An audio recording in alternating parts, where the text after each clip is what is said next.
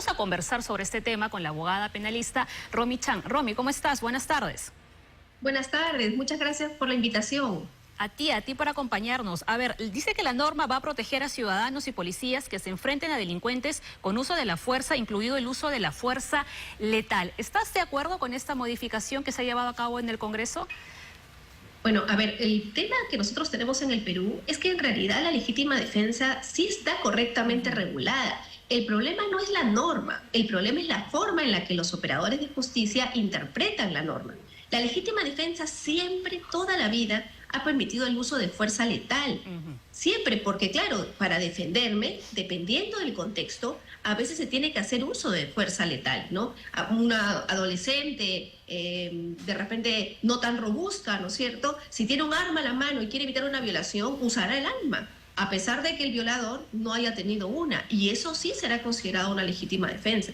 Entonces, el problema yo creo que no va tanto por lo que se busca resolver, que es cambiar el texto de la norma, sino más bien por dar una adecuada capacitación a los operadores de justicia, a los fiscales, a los jueces, para aplicarla correctamente. Eso, ¿no? Porque estaba viendo algunos ejemplos y por ejemplo, decían, si el delincuente ingresa a tu casa, pues yo no tengo la opción de defenderme. Si tengo una pistola, pues de apretar el gatillo, porque este delincuente ha ingresado a mi domicilio.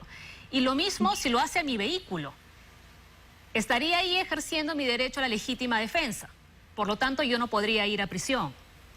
Por supuesto, ¿no? Entonces, lo que se hace es repetir algo que se supone ya debería entenderse así de la norma, ¿no? Que es que obviamente en los casos de evidente legítima defensa, ningún juez podría decretar una prisión preventiva. Pero yo creo que hasta incluso puede llevar a confusión, porque podría entenderse de allí en que siempre tiene que abrirse una investigación y un proceso. Eso tampoco es cierto, porque en realidad el primer filtro debe hacerlo el fiscal.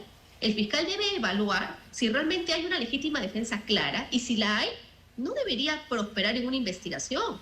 Debería simplemente disponer el archivo y la libertad de cualquier persona que haya podido ser detenida de manera preliminar. Y aquí, ojo, estoy pensando en el caso de estas dos niñas, ¿no?, menores de edad, sí, que tuvieron la visita de un vecino. sujeto.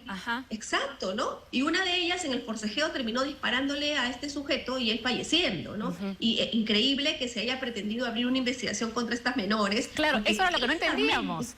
Claro, o sea, ahí, por ejemplo, esta norma podría generar confusión, porque podría entenderse que siempre debe haber un proceso o una investigación en casos en donde no hay nada que investigar, porque es evidente lo que ha ocurrido. Es evidente que hay una legítima defensa. Entonces, lo que han hecho los congresistas es aclarar aún más el texto, ¿no?, de este artículo en el Código Penal.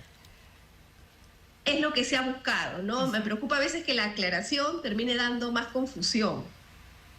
Sí, bueno, pero definitivamente está claro, viendo ahora, Romy, sobre todo el nivel de inseguridad en el que vivimos, la criminalidad. Tú has comentado el caso de estas menores de edad que estaban solas en su casa, entró el vecino, intentó robar y encima abusar, y abusó de hecho, ¿no?, de una de las hermanas, y en defensa una de ellas aprieta el gatillo y acaba matando a este sujeto. Y luego escuchábamos de las noticias de que iban a abrir una investigación contra la hermana que había apretado el gatillo, y uno decía, pero ¿cómo puede ser posible esto?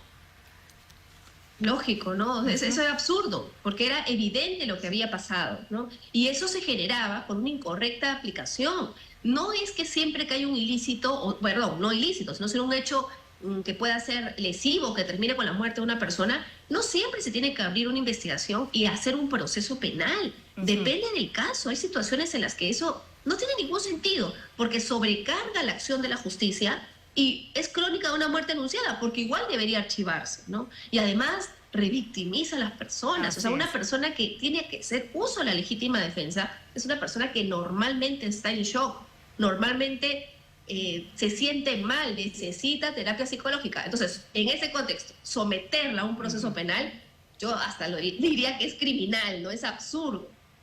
Y en el caso de un militar que abate a un policía o un policía que abate a un delincuente, ¿esa qué figura sería? ¿También legítima defensa? Ahí incluso ya no solo es legítima defensa, ahí realmente es cumplimiento de un deber. Ellos están en la obligación de combatir a la delincuencia. Un policía no puede ver a un delincuente y hacerse a loco y decir, ah, bueno, lo dejo ir porque si no puedo poner en riesgo mi vida. No, está en la obligación de servir a la sociedad. Por eso es una labor social y eso implica ir y detenerlo. Y si en ese contexto es necesario usar una fuerza letal para poder reducirlo, evidentemente eso está en el cumplimiento de su deber, ¿no? Y también a veces ocurre que allí los fiscales no aplican adecuadamente la norma y terminan protegiendo a quien no deberían. Sí, pues de verdad que y eso es lo más lamentable de todo. Romy, muchísimas gracias.